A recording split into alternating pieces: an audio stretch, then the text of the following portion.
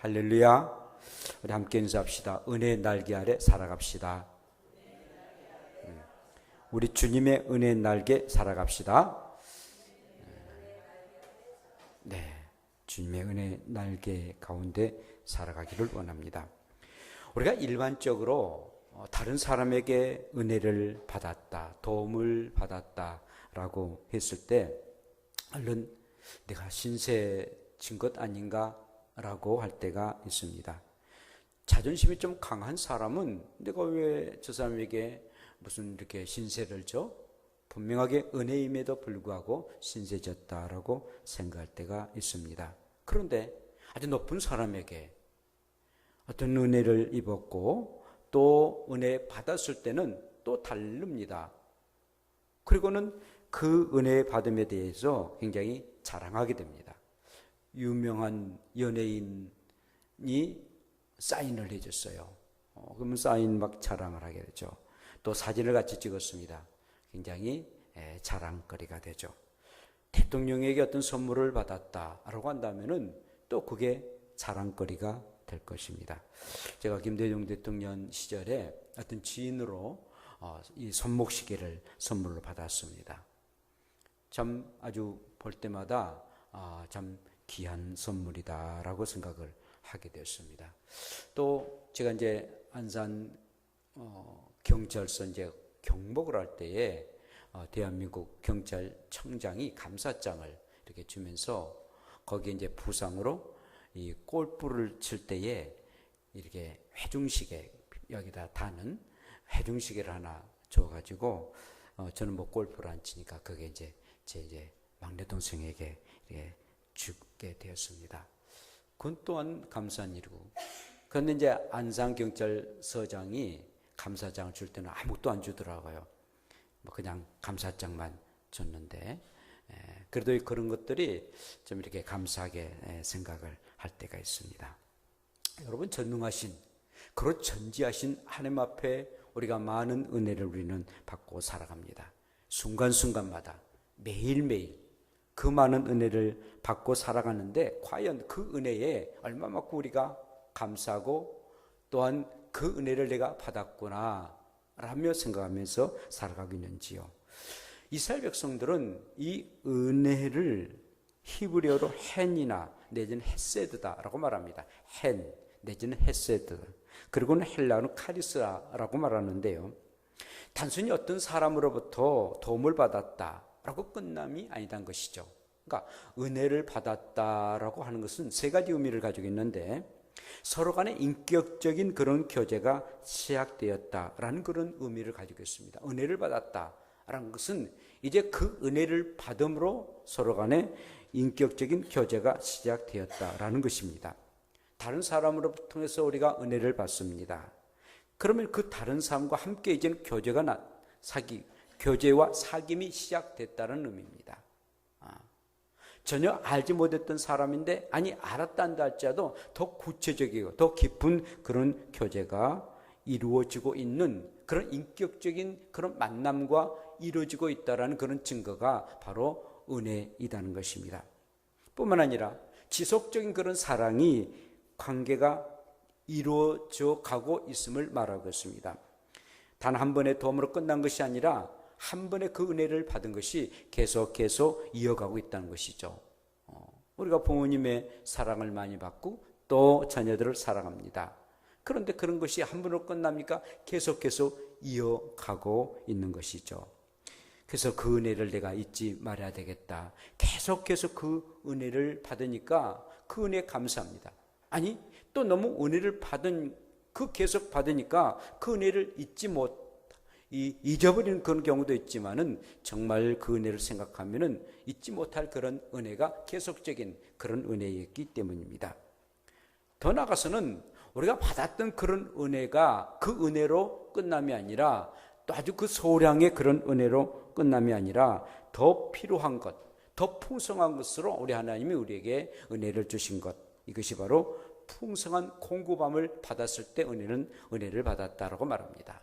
그러니까 굉장히 이 은혜를 입었던 것은 서로가 인격적인 교제가 시작되고, 또한 그 교제가 계속 이제 지속적으로 이어가고 그리고 지금보다도 더 큰 은혜가 점점 있을 것이다 라는 그런 은혜의 깊은 뜻이 있음을 보게 됩니다. 그래서 이 요한복음에 보면은 우리가 주님이 그런 말씀하셨어요. 우리가 다 그의 충만한 데서 받더니 은혜 위에 은혜더라 라고 말씀합니다. 너희가 받았던 그런 은혜가 그 작은 그런 은혜로 생각할 수도 있지만 그러나 그게 아니다. 그 은혜 위에 은혜가 계속 임해가지고 점점 은혜가 축적되어 가고 있음을 우리 주님이 늘 말씀합니다. 여러분 오늘 본문의 말씀을 보면은요, 이 가엾는 여인이었던 룻이 보아스로부터 한없는 그런 은혜를 이렇게 받고 그리고 은혜의 말을 듣습니다. 이삭을 주려 다른 밭으로 가지 말고 다른 소녀들과 함께 내 밭에서 이삭을 주어라 라고 그 부자 보아스가 얘기를 합니다. 목이 마르거든 저 소년들이 아주 귀한 물을 가지고 왔는데 기로운 물을 너가 마셔라 라고 물까지 제공을 하겠다라고 보아스가 말합니다. 또한 어떠한 남정네들이 너를 건드릴 수도 있을 것이다. 그러나 절대적으로 건드리지 말도록 내가 명령했다. 안심하라 라고서 호의를 베푸는 이 보아스의 모습을 봅니다. 그때 룻이 이렇게 말합니다. 엎드려 얼굴을 땅에 대고 보아스에게 절을 하면서 이렇게 말하는데 나는 이방 여인입니다. 이방에서 온 바짝끝 없는 여자인데 어찌하여 당신이 내게 이처럼 은혜를 베푸시고 돌봐주시는 그런 은혜를 나에게 허락하십니까? 나는 하잘것 없는 이방 여자인데 정말 당신이 나를 이렇게 돌보시고 또한 나를 은혜를 주신 것은 어이한 은혜입니까? 라고서 말을 합니다. 참 오늘 말씀을 보면은 정말 이 보아스가 은혜를 베풀고 그리고 룻이 그 은혜를 받는 아름다운 그런 전경이 이어가고 있습니다. 두 사람 간의 인격적인 그런 교제가 시작되어 가는 것을 우리가 볼 수가 있고 더 나아가 지속적인 사랑이 계속 이제 관계로 승화되는 그런 모습을 볼 수가 있고 필요한 만큼보다도 더 풍성한 그런 은혜를 받을 그런 조짐이 있는 그런 아름다운 그런 모습의 그런 광경입니다. 여러분, 이 은혜는 직접 하나님께로부터 받은 그런 은혜도 있거니와 사람을 통해서 받은 그런 은혜도 있다는 것입니다. 지금 우리는 정말 하나님의 은혜 가운데 살아갑니다. 뭐 햇빛이나 뭐 비, 이슬, 공기들, 또 우리의 자녀들, 또 건강들 모두 하나님께로부터 직접 받은 그런 은혜들입니다. 반면에 사람들을 통해서 호의를 받고 그리고 은혜 가운데 살아갈 때가 얼마나 많습니까? 사람을 통해서 하나님의 은혜가 나타나는 그런 일들이 참 많습니다. 이제 내일부터 월요일과 화요일 날 거쳐서 헤비다트에서 이렇게 저희들에게 2,500만 원가량의 이 벽돌을 기증을 받습니다. 한홍 목사님이 심무하는 새로운 교회에서 후원을 받아가지고 헤비타트가 저희들에게 이렇게 제공을 하게 되는데요. 아주 작은 게 아닙니다. 2,500만 원의 그런 벽돌로 제 숙소와 그리고 이제 교회를 다 짓게 되는데 그러다 보니까는 바깥에 벽돌은 되는데 안에 벽돌이 안 된 거예요. 그것을 보고 그 벽돌을 우리에게 팔았던 영신 벽돌 사장이 또 교회 안에 벽돌을 기증해 줬고 그리고는 또 이 뭐 이제 마당 같은데 잔대를 깔고 이제 사람이 다닐 수 있는 그 길에 벽돌도 이렇게 줬습니다. 기증했습니다. 한 800만 원 가량 됐는데, 그러니까 생각지도 못했던 그런 은혜를 받았습니다. 그러니까 하나님께서 이런 귀한 단체와 또 이런 사장으로 통해 가지고 이렇게 은혜를 받게 됩니다. 그래서 우리 설악산 선교수양관이 이제 재건하게 되는데 여러분들 기도만 해주세요. 기도만 해주세요. 뭐 다른 것은 생각이 뭐 기도만 해주시면은 다 또 들어오고 또 기증할 분들 또 헌금할 분들 또 있습니다. 그러므로 기도만 해주시면 정말 감사한 일인데, 하나님이 이렇게 은혜를 이렇게 주실 뿐만 아니라 사람을 통해서도 이렇게 은혜를 주신다는 거죠. 그게 모두 다 하나님의 은혜예요. 하나님의 은혜예요. 생각해 보면은 정말 그렇게 화재 난 것도 처음에는 억장이 무너지는 그런 일이었지만 지나놓고 보니까 그것도 하나님의 은혜였구나 라는 생각을 갖게 됩니다. 사실 지어놓고 굉장히 운영하는데 좀 어려웠어요. 그런데 하나님께서 이런 방법으로도 이렇게 해주셨구나. 그러니까 좋게 생각하고 감사하게 생각을 해야지. 왜 그랬는가 했다면은 내 심신도 안 좋고 별로 건강에도 안 좋고 또 되는 일도 아니 될 것입니다. 긍정적이고 그리고 좋게 생각하니까 그것도 하나님의 은혜였구나라는 늘 마음을 갖게 되었습니다. 그런데 여러분, 왜 하나님께서 이렇게 은혜를 늘 주십니까? 하나님의 속성이 바로 은혜의 하나님이시거든요. 늘 하나님은 늘 은혜 주시기를 원하시는 은혜의 하나님이시다는 겁니다. 하나님을 한마디로 어떤 분인가? 은혜의 하나님이시다는 겁니다. 따라서 합시다. 하나님은 은혜의 하나님이시다. 은혜의 하나님이시다. 진짜 은혜의 하나님이에요. 하나님의 속성 자체가 은혜의 하나님이에요. 은혜를 주지 아니하시면은 막 온몸이 아주 아플 정도로 은혜를 주고 싶은 그런 분이 우리 하나님이십니다. 만물을 우리에게 주셨고요, 하나님의 생명 대신 예수 그리스도까지도 우리에게 주셨습니다. 부모가 자녀에게 은혜를 베풀고 싶은 그런 마음이 한없이 있지 않습니까? 안 받으려면 억지로라도 주고 싶은 게 부모 마음 아니겠어요? 그런데 우리 하나님은 모든 만물을 만드시고 그리고 우리의 생명까지도 구원하시기 위해서 은혜를 주시는데, 바로 예수 그리스도까지 우리 주셔서 은혜로서 늘 우리에게 충만하게 주시기를 원하시는 우리 하나님이시는 겁니다. 하나님은 무한대로 한없는 은혜를 주시고자 합니다. 사랑하는 사람에게 우리가 그 무엇이라도 주고 싶은 마음이 우리들의 마음 아니겠습니까? 그것은 모두 다 하나님의 마음을 갖는 그런 마음의 사람이란 것입니다. 하나님은 하나님의 자녀들에게, 하나님의 백성들에게 주고 싶은 마음으로 가득 찼어요. 아니, 하나님을 안 믿는 사람들까지도 햇빛도 주시고 다 비도 주시지 않습니까?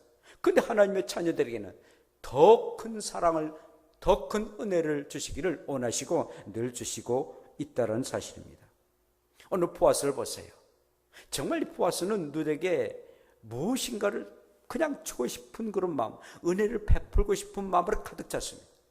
정말 보아스는 하나님의 마음을 가졌던 그런 사람이었어요. 자기가 가지고 있는 것, 그 풍성한 것들 자기만 먹고 마심이 아니라 일꾼들은 말할 것도 없거니와 전혀 알지 못했던 그런 누에게 그 모든 것을 주고 싶은 그런 마음이었습니다. 곧 이 보아스는 하나님의 마음을 가졌던 그런 사람이었습니다.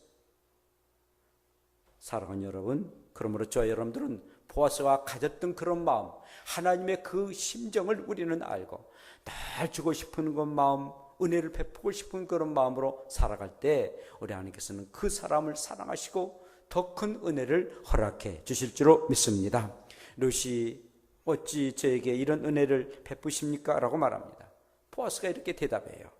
내 남편이 죽은 후에 너가 시어머니에게 행한 일을 나는 들었다.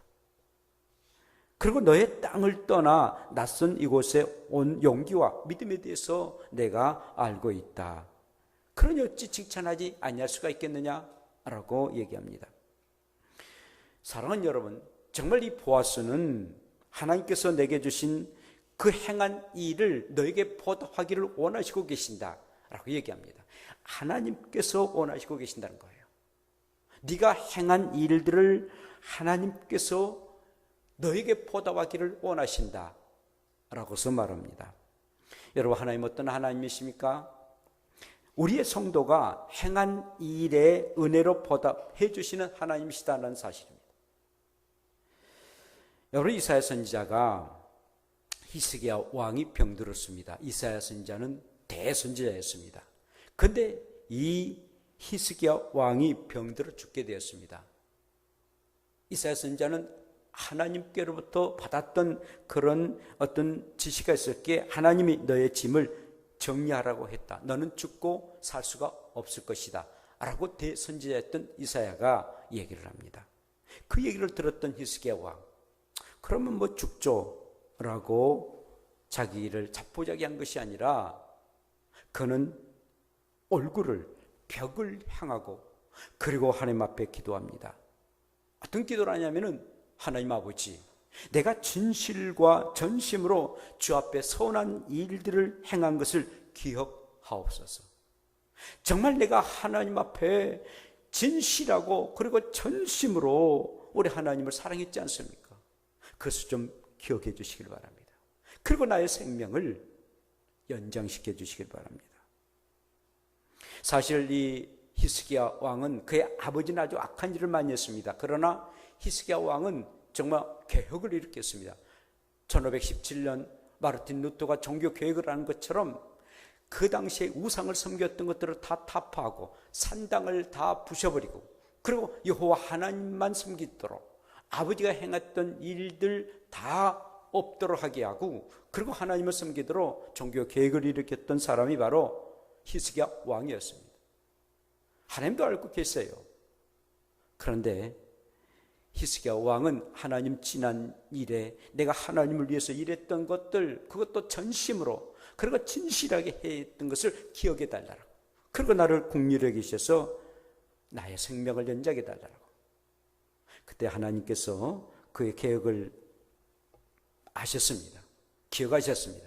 그리고 그의 기도를 듣고 눈물을 보시고 무려 15년의 생명을 연장시켜 주셨습니다.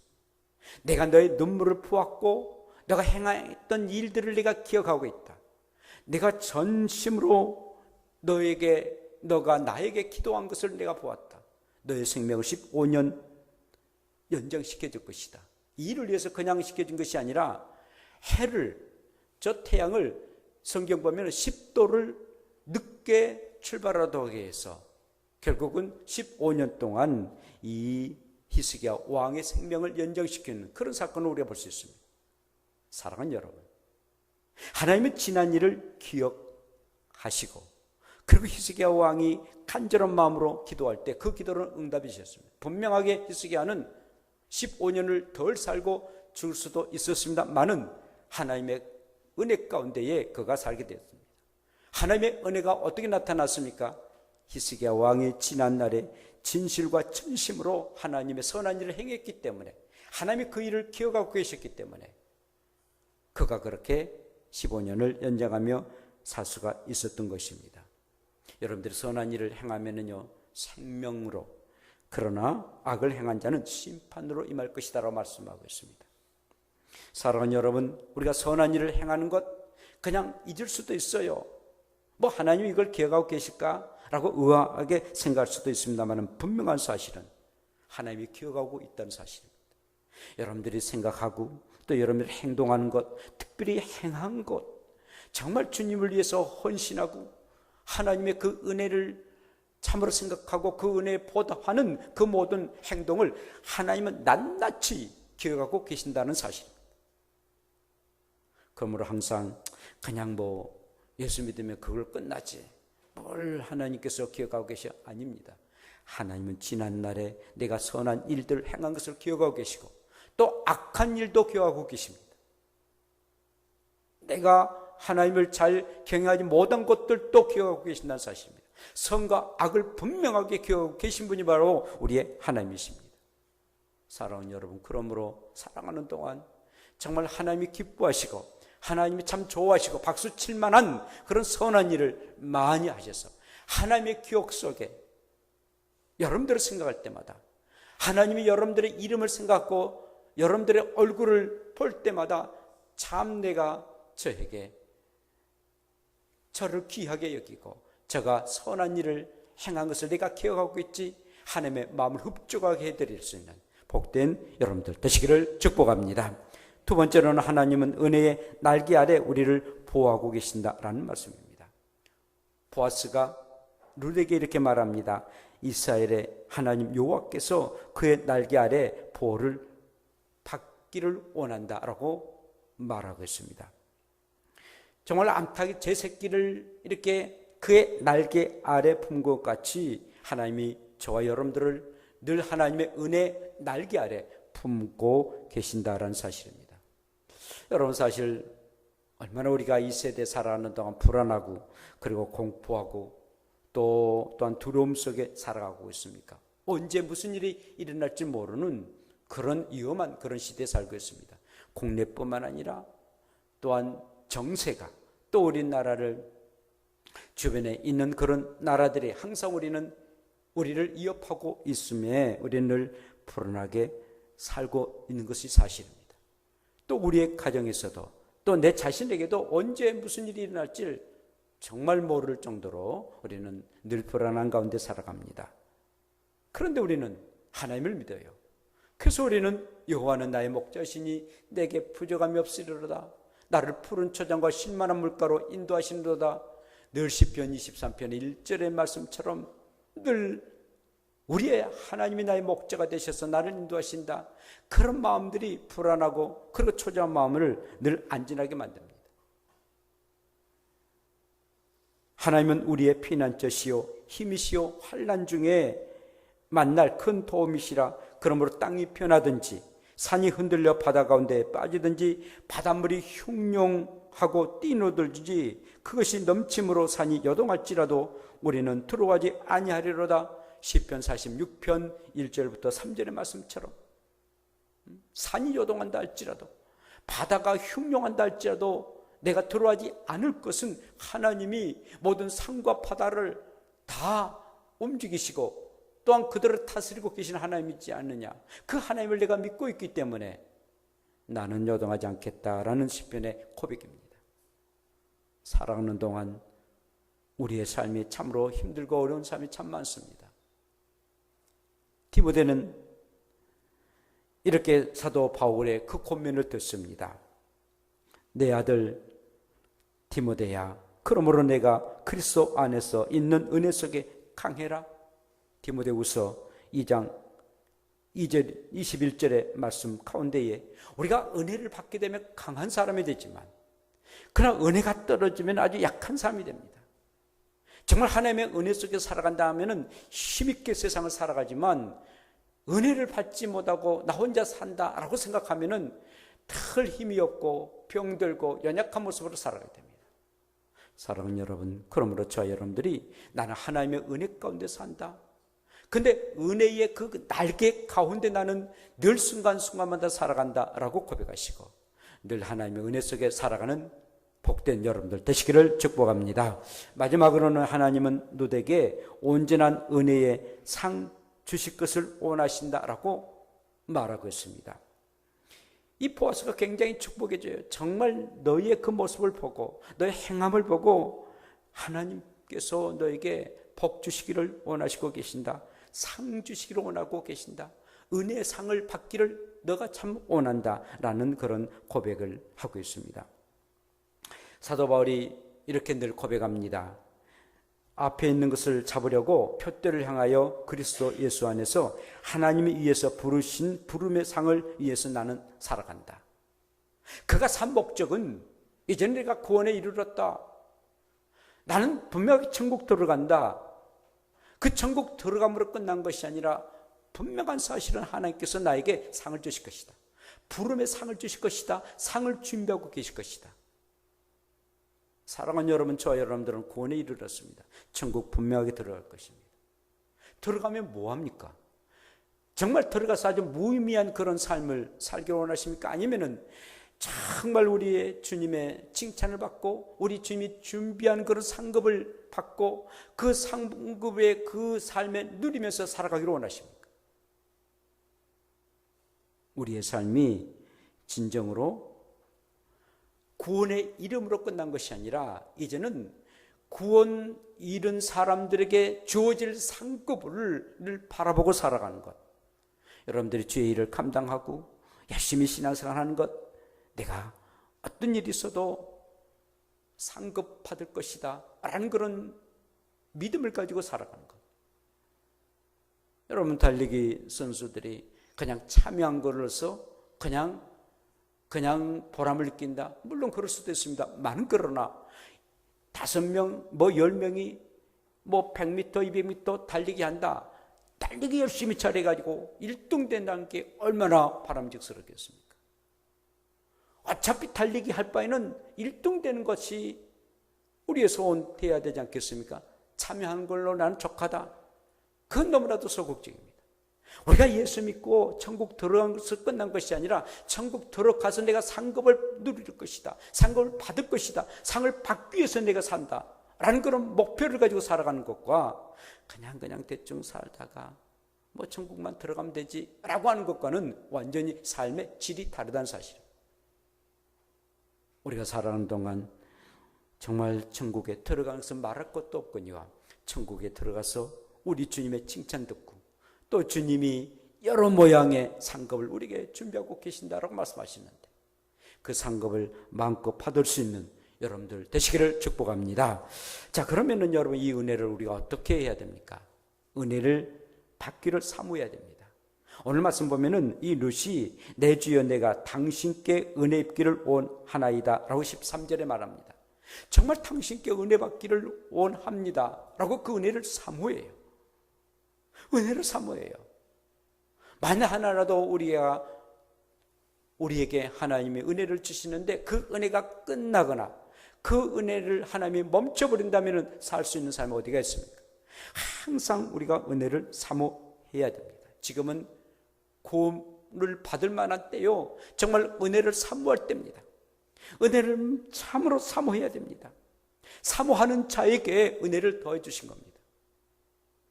그냥 뭐 주시려면 주고 말려면 마세요 라는 게 아니라 정말 나에게 은혜 좀 주세요. 하나님의 은혜를 좀 간절히 소원합니다. 오늘 룻이 뭐 보아서 당신 나에게 뭐 은혜를 주시면 주시고 말면 마십시오 라고 했다면 괘씸한 것? 이거 그럼 내가 너에게 무슨 은혜를 줄 필요가 있겠노? 라고 할 수도 있습니다만 그러나 룻은 정말 당신이 나를 좀 은혜를 주셔야 되겠습니다. 은혜를 사모했다는 것입니다. 우리가 성령의 역사도 이 영적인 세계도 막 은혜를 사모하고 성령 충만을 달라고 우리가 기도하고 말씀 가운데 믿고 그런 자에게 우리 주께서 주시지, 하나님을 간절히 찾는 자를 하나님을 찾는다고 말씀하시지 그냥 나에게 뭐 주시려면 주시고 말려면 말하라고 라는 식으로 우리의 주님을 믿으면은 결국 우리는 은혜를 받을 수가 없다는 사실입니다. 여러분 정말 은혜를 사모하십시오. 그러기 위해서는 여러분이 선을 계속 쌓고요, 좋은 일, 참 하나님께서 원하시는 일들을 계속 하시고요, 그리고 기도를 쌓으세요. 기도하되 간절한 마음으로 기도를 쌓으세요. 그러면 틀림없이 은혜의 하나님이 은혜 위에 은혜를 허락해 주실 줄로 믿습니다. 결국은 룻은요 보아스와 더불어 식탁에 앉습니다. 그리고 초대받아서 은혜를 입습니다. 이리로 와서 떡을 먹고 떡 조각을 초에 찍어 먹으라. 이것은요 신하가 왕의 자리에 와 왕의 보좌에 앉아서 식사를 함께 하는 그런 일과 마찬가지였습니다. 그리고는 룻은 볶은 그런 곡식을 이렇게 선물로 받고 이제 집으로 돌아가게 됩니다. 사랑하는 여러분, 저와 여러분들이요 이제 이 세상을 다 마치고 우리 주님이 벌리시는 그런 식탁에 앉아서 영원토록 살게 될 것입니다. 우리 주님이 앉아 계시는 그런 식탁에 우리를 초대를 받아서 내가 그 자리에 앉아서 주님과 더불어 식탁을 나눈다는 것, 그런 천국 잔치에 내가 참여한다는 게 얼마나 영광스러운 일이겠습니까? 근데 동등하게 예수를 믿었어도 전혀 초대를 받지 못한다면, 그 식탁에 오르도록 우리의 주님이 말씀하지 아니하신다면 얼마나 불행한 삶이겠습니까? 천국 잔치에, 그리고 우리 주님이 배설한 그 잔치에 우리는 동참하기를 원합니다. 사랑하는 성도 여러분, 오늘 저와 여러분들은 우리 주님의 그 은혜 날개 아래 보호하시는 하나님을 아시고 그 은혜 날개 아래서 풍족한 삶을 사시고 정말 하나님이 기뻐하시는 삶을 살아가 잘했다 칭찬 듣는 복된 저와 여러분들의 삶 되시기를 축복합니다. 기도합시다. 하나님 아버지 고맙습니다. 우리 성도들이 행한 일들 하나님께서 은혜로 보답해 주십니다. 또 은혜 날개 아래 우리를 늘 보호해 주시고 그리고 은혜의 상을 주시기를 원하시는 우리의 하나님을 알고 열심히 전심된 마음으로 뜨겁게 주님을